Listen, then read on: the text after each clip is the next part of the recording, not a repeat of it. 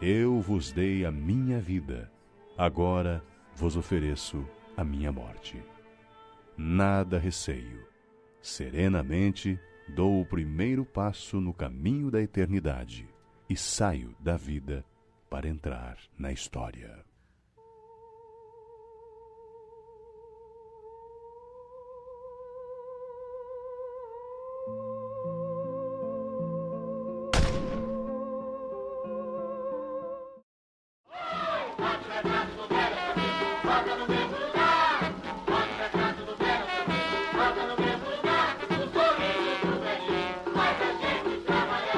Getúlio Dornelles Vargas foi um advogado político e presidente do Brasil, nascido na cidade de São Borja, do Rio Grande do Sul, no dia 19 de abril de 1882. Vargas fez sua carreira política no Rio Grande do Sul e alcançou a presidência da República em 1930. O governo provisório de Getúlio Vargas foi marcado pela instabilidade política.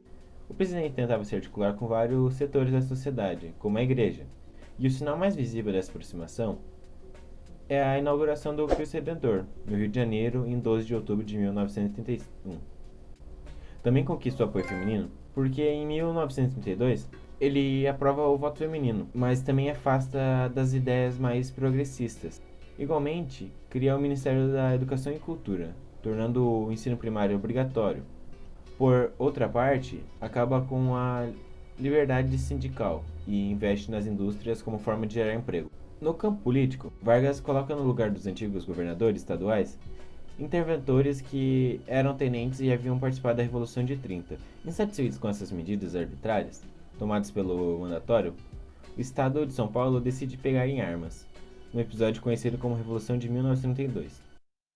No início do governo Vargas, uma das causas que agravaram a revolta de São Paulo pelo presidente foi a mudança dos governadores estaduais antigos por interventores, onde na maioria não correspondiam nem a metade dos interesses dos políticos da região.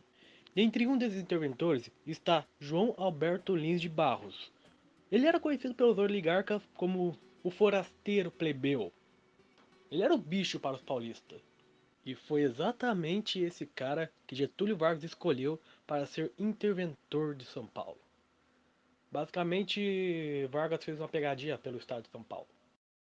Mas a revolução aconteceu mesmo em 9 de julho de 1932, com a morte de MMDC durante uma revolta popular.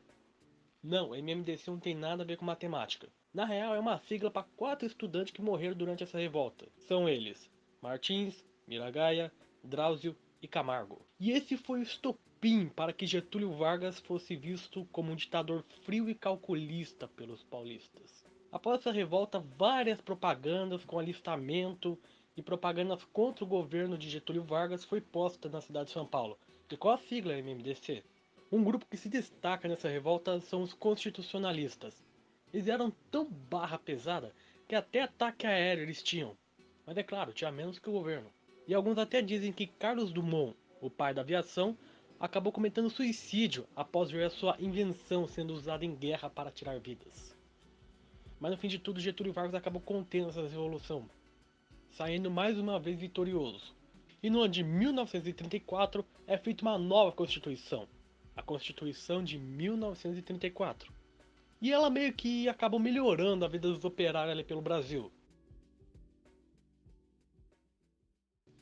O governo de Eurico Gaspar Dutra terminou sem maiores surpresas. Entre os candidatos à sucessão, se apresentou o ex-presidente Getúlio Vargas, que era candidato do PTB, o Partido Trabalhista Brasileiro.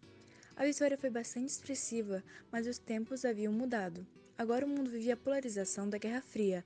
A política estava bem dividida, em quem apoiava os Estados Unidos e a União Soviética. Vargas impulsa uma política nacionalista que passa pela criação de estatais como a Petrobras, mas também não consegue repetir o mesmo sucesso da gestão anterior. O Estado Novo, também conhecido como a Terceira República do Brasil, ele foi um regime político que foi implementado por Vargas no dia 10 de novembro de 1937 e que ele se revigorou, se prolongou até o dia 31 de janeiro de 1946, durando aí, os seus 9 anos. Ele era muito caracterizado pelo centro de poder, ele centralizava muito o seu poder né, nos políticos e nos governantes, e também pelo seu autoritarismo. Vargas ele conseguiu implementar essa nova ideologia no dia 10 de novembro de 1937, através de um golpe de Estado. Vargas, quando ele conseguiu decretar, ele automaticamente ganhou o centro do poder, se elegendo, tendo o poder total do Brasil. Mas, né, como tudo tem um começo, um meio e um fim, o Estado Novo ele teve um fim no dia 29 de outubro de 1945, por um movimento militar liderado por generais que compunham seu ministério, né, no caso de Getúlio Vargas, e assim pondo um fim no Estado Novo. Como a justificativa que o Brasil estava ameaçado pelo comunismo, Vargas fechou o Congresso e declarou-se presidente do Brasil. Declarou extinto os partidos políticos e passou a governar com grandes poderes. Seu governo teve grande proximidade com o modelo fascista, apesar de conciliar, não sem conflitos, o modelo democrático. Em 5 de agosto de 1954, um dos principais inimigos de Getúlio Vargas, o jornalista Carlos Lacerda, sofreu um atentado em frente à sua casa, na rua Torneleiros. Lacerda levaria um tiro e sobreviveria, mas seu guarda-costa morreu no ato. Segue-se uma investigação onde se aponta o principal mentor do crime como Gregório Fortunato, chefe da guarda pessoal do presidente. A oposição, imediatamente, pedia a renúncia de Getúlio Vargas. Pressionado, Vargas declarou que só sairia do Catete morto e desta maneira suicidou-se na cidade do Rio de Janeiro, no Palácio do Catete, no dia 24 de agosto de 1954. Deixou uma carta-testamento onde explicava os motivos do seu gesto e afirmava: "Deixo a vida para entrar na história."